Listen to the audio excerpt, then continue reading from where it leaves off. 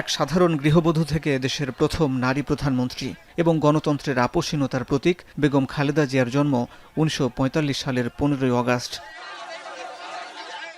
দিনাজপুরের এক সাধারণ পরিবারে জন্ম নেয়া খালেদা জিয়া ঘর বাঁধেন তরুণ সেনা কর্মকর্তা জিয়াউর রহমানের সাথে। তবে অন্ধকার নেমে আসে ১৯৮১ সালের ৩০ মে। স্বামীর চিরবিদায়ের পর দলে ভাঙনের মুখে হাল ধরেন ৩৬ বছরের এই নারী। সংসার ছেড়ে তিনি বেছে নেন সংগ্রামের পথ। স্বৈরাচার এরশাদ বিরোধী আন্দোলনে তৎকালীন সব দল ১৯৮৬ সালের নির্বাচনে অংশ নিলেও খালেদা জিয়া নির্বাচন প্রত্যাখ্যান করেন। সেই থেকে দলের কর্মীরা তাকে আপোষহীন নেত্রী হিসাবে ভূষিত করেন। এরই ধারাবাহিকতায় ১৯৮১ সালের নির্বাচনে জয়লাভ করে বিএনপি। দেশের প্রথম নারী প্রধানমন্ত্রী হন খালেদা জিয়া। দেশে সংসদীয় গণতন্ত্র পুনরুত্থান, তত্ত্বাবধায়ক সরকার ব্যবস্থা প্রবর্তন এবং মেয়েদের জন্য বিনামূল্যে শিক্ষা ও উপবৃত্তি চালু, রাষ্ট্র পরিচালনায় তার সাহসী এসব উদ্যোগগুলো সমাদৃত হয় বিশ্বমঞ্চে। তবে তাকে নির্মম পরিস্থিতির মুখোমুখি হতে হয় বিগত আওয়ামী শাসনামলে।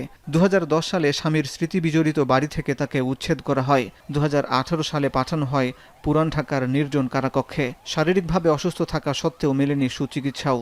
উল্টো দীর্ঘ ১.৫ দশক ধরে তার জন্মদিনের প্রতিটি রাজনৈতিক কর্মসূচি পালনে বাধা দেয়া হয়।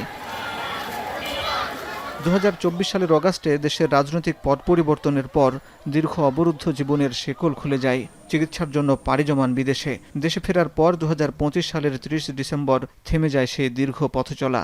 পরদিন মানিক মিয়া এভিনিউতে জনসমুদ্রের মাঝে রাষ্ট্রীয় মর্যাদায় শেষ বিদায় জানায় জাতি। স্বামীর কবরের পাশেই তাকে সমাহিত করা হয়।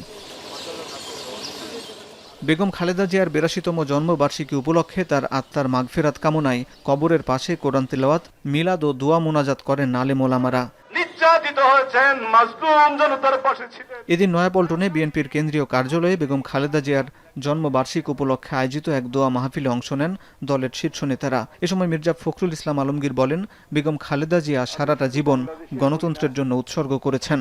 দীর্ঘ সংগ্রাম লড়াই করে বিএনপি যে একটা সত্যিকারের একটা রাজনৈতিক দলে পরিণত হয়েছে, তার মূল কারিগর কিন্তু এই দেশনেত্রী বেগম খালেদা জিয়া। আমরা আজকের এই দিনে বিএনপিকে আমরা সত্যিকার অর্থেই এমন একটা গণতান্ত্রিক দলে পরিণত করতে চাই যে সত্যিকার অর্থেই বাংলাদেশকে নেতৃত্ব দিতে সক্ষম হবে। এ সময় দলের শীর্ষ নেতারা বলেন, তিনি জীবন বাজি রেখেছেন কিন্তু কোনোদিন কোনো বিষয়ে আপোষ করেননি। তিনি জেলে গিয়েছেন, তিনি যুদ্ধ করেছেন অন্যায়ের বিরুদ্ধে, অনিয়মের বিরুদ্ধে, স্বৈরাচারের বিরুদ্ধে, ফ্যাসিজমের বিরুদ্ধে, কিন্তু কোনোদিন তিনি কারো কাছে মাথা নত করেননি।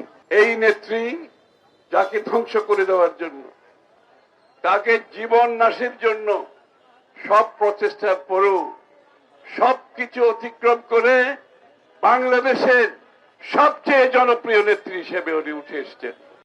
প্রেস ক্লাবে এক অনুষ্ঠানে মুক্তিযুদ্ধ বিষয়ক মন্ত্রী বলেন, সাহসী ও ধৈর্যশীল নেতৃত্বের কারণে বেগম খালেদা জিয়া জনগণের হৃদয়ে চিরদিন থেকে যাবেন।